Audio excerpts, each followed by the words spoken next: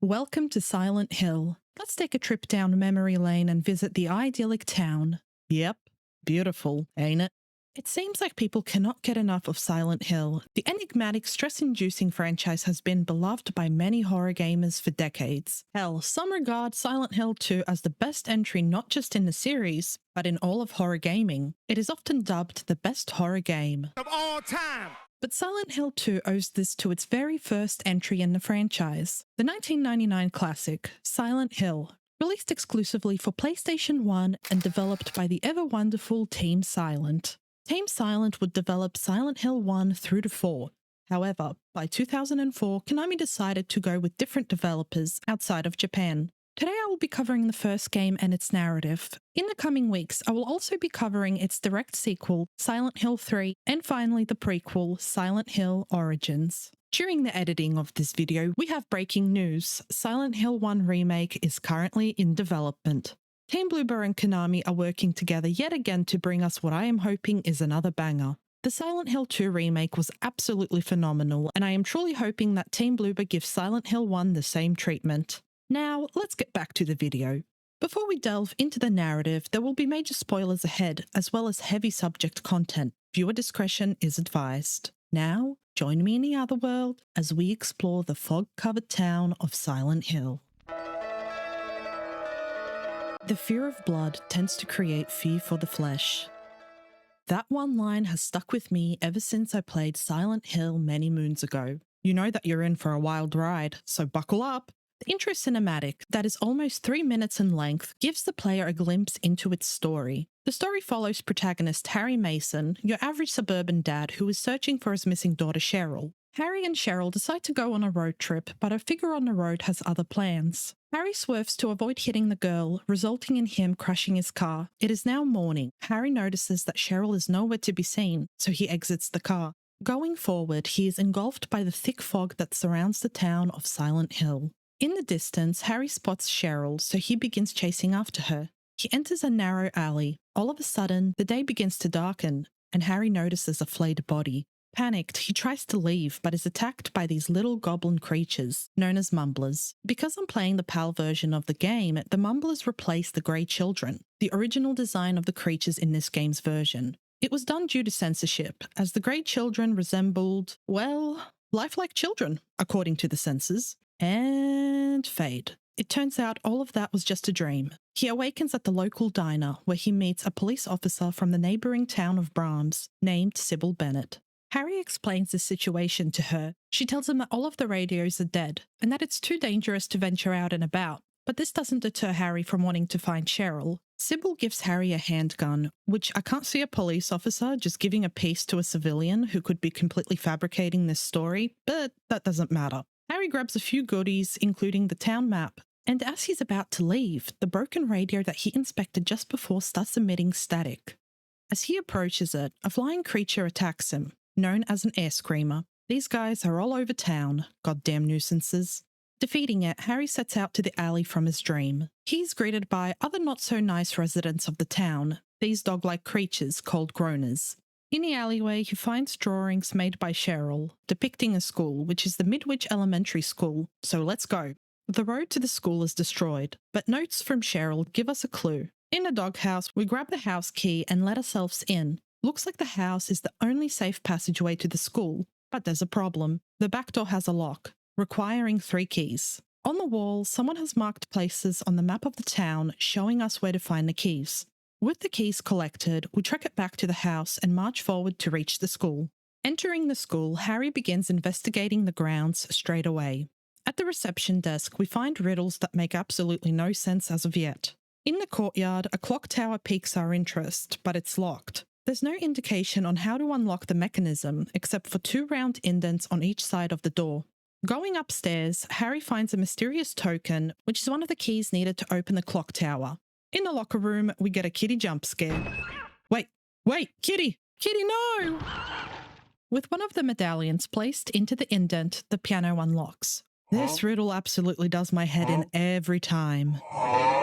People have since cracked it and even explained the riddle step by step, but I ain't got no time for that. Yep. Ah, there we go. So with the second medallion in hand, Harry places it and we step into the now unlocked clock tower. Travelling from one end to the next, we are back in the school courtyard, but something afoul awaits us. Harry hears a siren and the school morphs into a nightmarish version, known as the Otherworld. With no time to process what just happened, Harry runs around trying to reach the basement. As most of the doors are locked, we have to come up with a plan on how to access it. Making our way through the classrooms, an unplugged phone begins ringing. It's Cheryl on the other end, begging Harry to help her. Reaching the rooftop, which was off limits in a normal version of the school, Harry manages to flush a key down, which unlocks the classroom, allowing us to finally reach the basement. Before we do, in the library, a children's fairy tale tells the story of a monster who could only be defeated by having an arrow shot through his mouth. Subtle foreshadowing, I see. In the basement, we'll grab a few goodies, which is never a good sign. There's a boss next door, isn't there? Solving the turnstile puzzle, Harry travels down and we got ourselves our first boss fight. Just like in the fairy tale we've read, the key is to shoot the monster smack in the middle of its mouth, and it's a bit of a gamble. See, if he swallows Harry whole, it's an instant game over. I honestly got lucky. I was cornered and had no choice but to blast him with the shotty. I thought I'd be a goner for sure.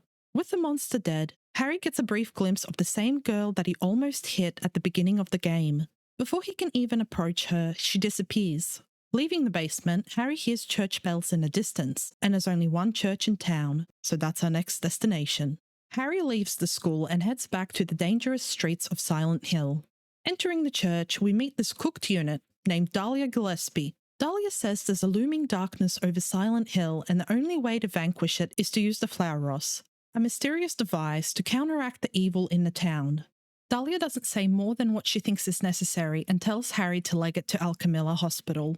Making it to the hospital, Harry is introduced to another not-so-friendly character, Dr. Michael Kaufman, the hospital's director, who shoots first and asks questions later. Making small talk, Harry reveals that his wife died 4 years ago and Kaufman finds it strange that it's snowing outside, despite it not being winter. Some of the dialogue is pretty offbeat, akin to Twin Peaks, and you know what? It really works well for the game. Kaufman has some bullshit to attend to, so he leaves and we continue to explore the hospital. Now, if you want the best possible ending in the game, there's a task for us to do. In the kitchen, we grab an empty bottle. Going to the director's office, there is a pool of mysterious red liquid on the floor, so grab that bottle and soak it up.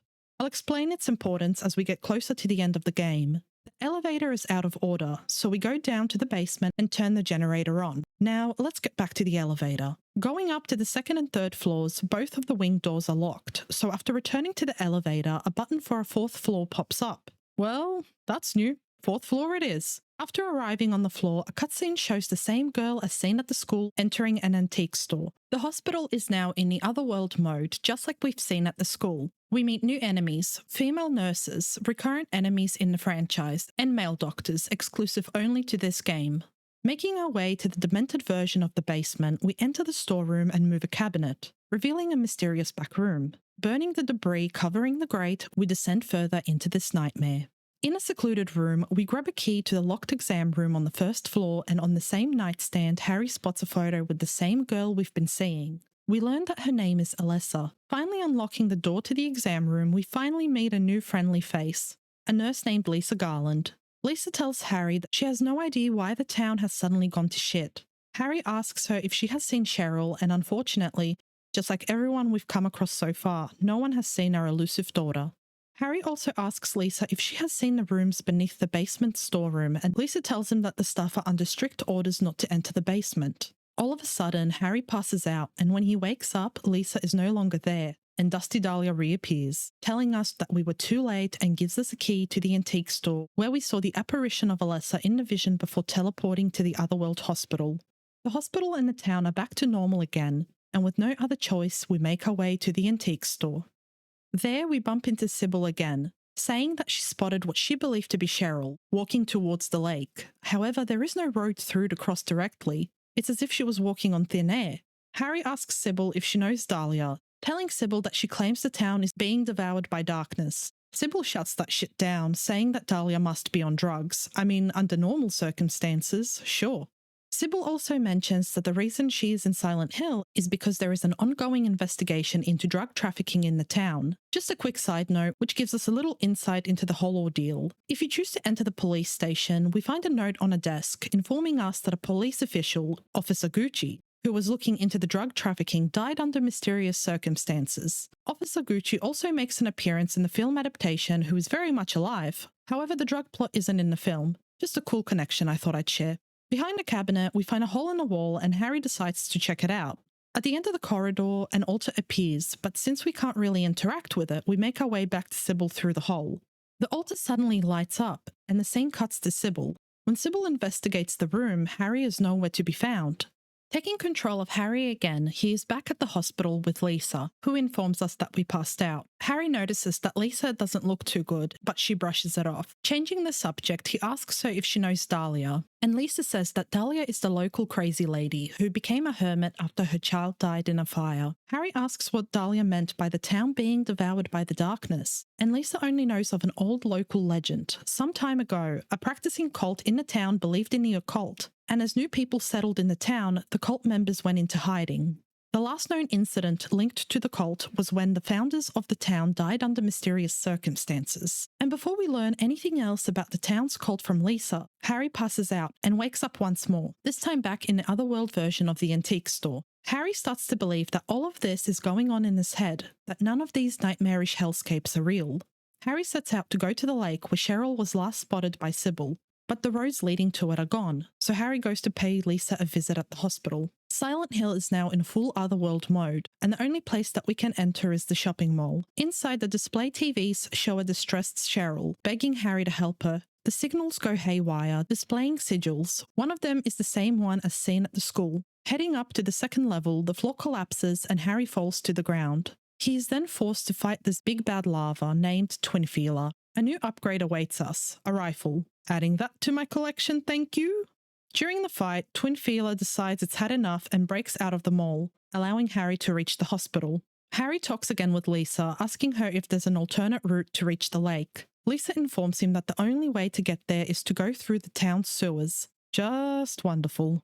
Harry asks Lisa to come along with him, but she can't shake the feeling that she belongs at the hospital and decides to stay put in the exam room. On our way to the sewers, Twin Feeler has now morphed into Float Stinger, a big-ass moth. Defeating it for good, the town is back to normal and the sewers await us. Harry breaks into the construction, descending down into the stinky sewers. There, we basically run from point A to point B, all the while avoiding these assholes, known as hanged scratches. Needing the key to open the door to lead us to the lake, Harry gets swarmed by these guys, and they pack a mean punch. I got trapped by my own stupidity and was forced to fight them, but it's just easier to leg it. Finally, we are out of the sewers, and now we are in the resort area of Silent Hill. If you're doing a speedrun, it would make sense to trek it west to the lakeside, but if you want either of the two good endings, there is a side mission. Going into Annie's bar, Harry will automatically rescue Kaufman, which I mean, I'd rather not, but to ensure we get either the good plus or good ending, Kaufman must survive.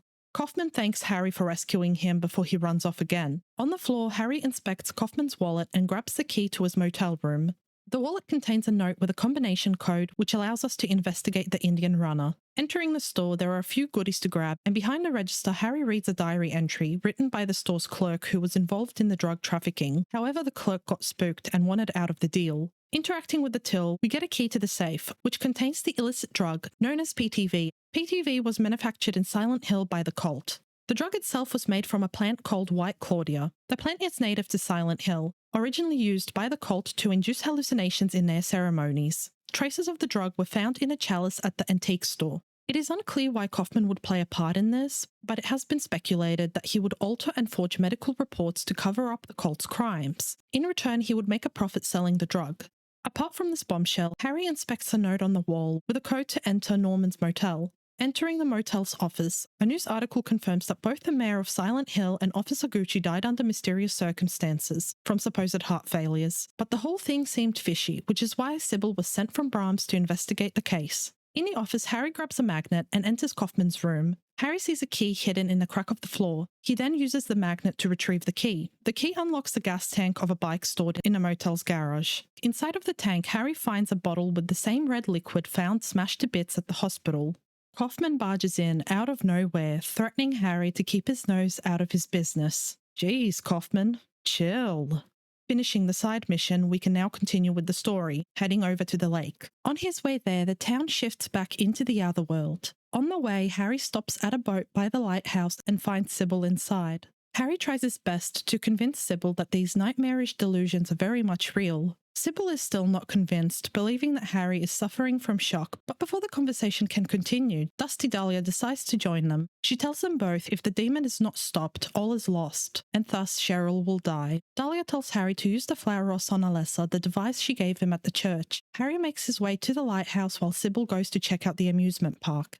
Harry makes it to the top of the lighthouse but arrives too late, with Alessa already sealing the mark, only leaving the last one to seal at the amusement park, so Harry needs to get a move on. During his way back to the boat, Sybil hasn't returned, and in a cutscene we see Sybil getting attacked by an unknown assailant. Harry makes his way to the amusement park, and the only way through is to go through the sewers again. Great.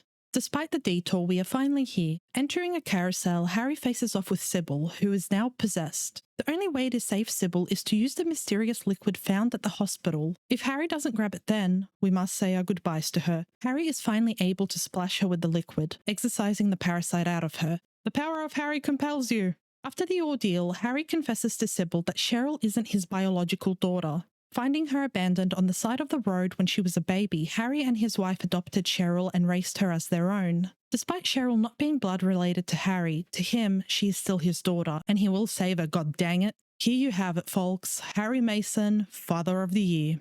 Harry believes that Cheryl's origins are connected to the town. Finally running into Alessa, he uses the flower ross and traps her. It is then revealed that Dahlia used Harry to do her dirty work, and that she is actually Alessa's mother. With Alessa rendered powerless, Dahlia snatches her away, leaving Harry on his own. The screen fades to black and Harry awakens at the hospital, yet again with Lisa right behind him, who looks a little worse for wear. Harry, bewildered, asks Lisa about Dahlia and Alessa. Instead, Lisa tells him that she went down to the basement and found the rooms that he mentioned. She couldn't shake this weird feeling, a sense of déjà vu. She feels that she has been in that room before. Lisa remembers that something happened there, but cannot recall what. She is extremely scared, begging Harry for his help.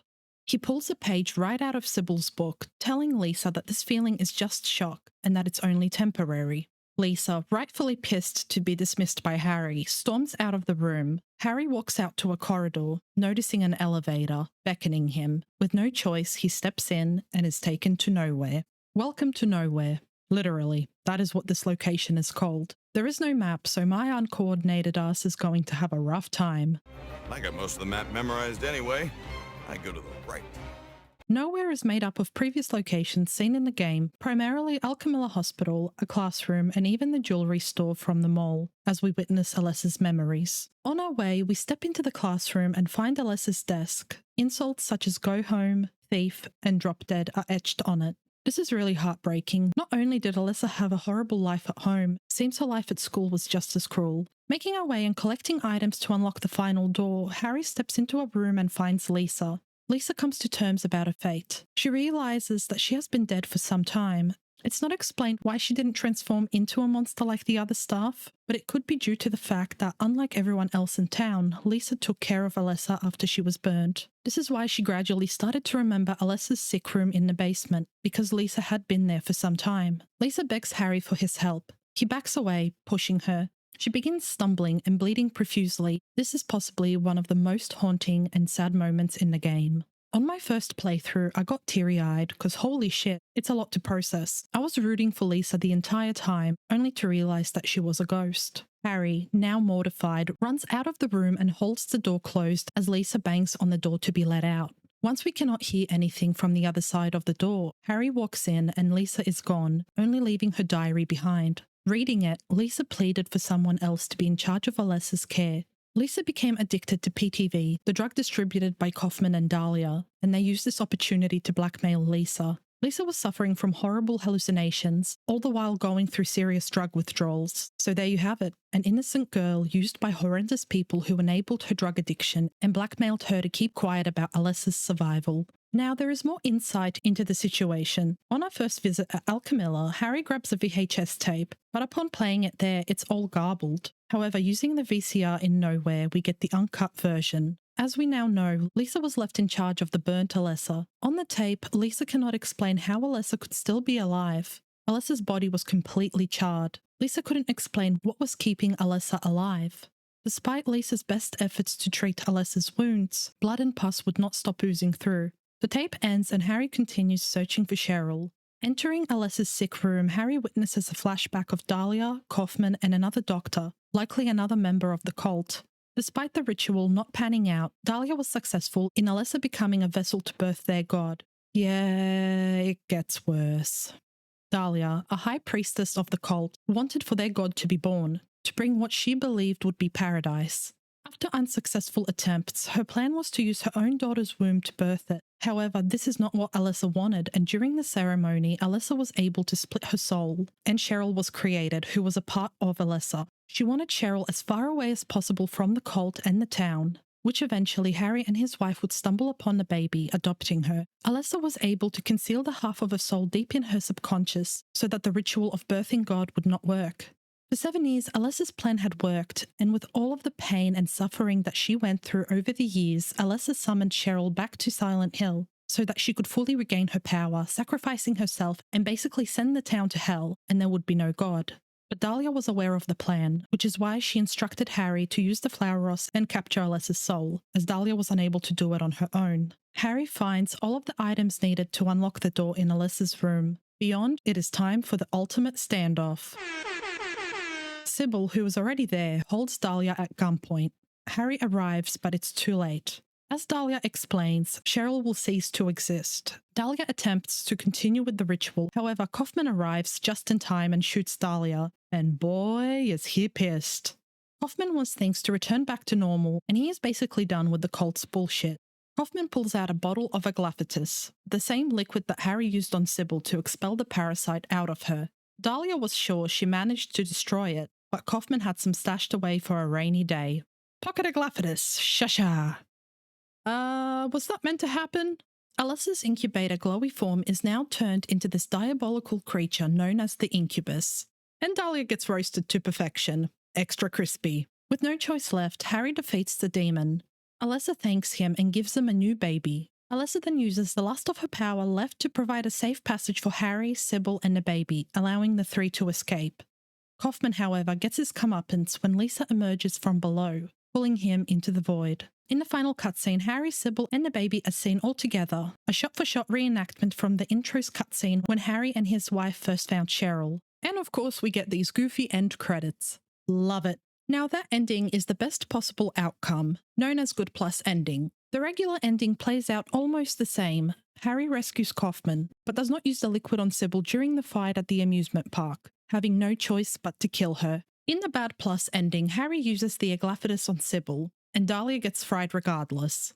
Cheryl then thanks and says goodbye to Harry after the fight. Harry melts down and Sybil bitch slaps him for good measure, telling him to go, but there is nowhere to go as the town collapses, trapping the two. In the regular bad ending, both Kaufman and Sybil are dead. Harry defeats the incubator and has the same meltdown. The screen then fades to black. It cuts to Harry, who actually died in the car crash at the start of the game, indicating that none of the events took place and this was all in his head. And of course, I left the best ending last, the secret UFO ending. The only way to obtain it is to start New Game Plus, known as Next Fee, and by getting the Good Plus ending. Towards the start of the game, Harry finds a channeling stone at the convenience store. Harry then has to use it in 5 particular places. Once that's all done, we get this awesome cutscene, where Harry asks the aliens if they've seen Cheryl, and they respond by zapping his butt and abduct him. I like to think that's the true canon ending. And that is all she wrote for Silent Hill. If you've made it this far, thank you for sticking around. I'm already working on the Silent Hill 3 video that will be released in the next few weeks, so keep an eye out. If you want to see more of my deep dive content, consider subscribing to the channel and hit that like button if you enjoyed the video. And I will see you next time in the other world.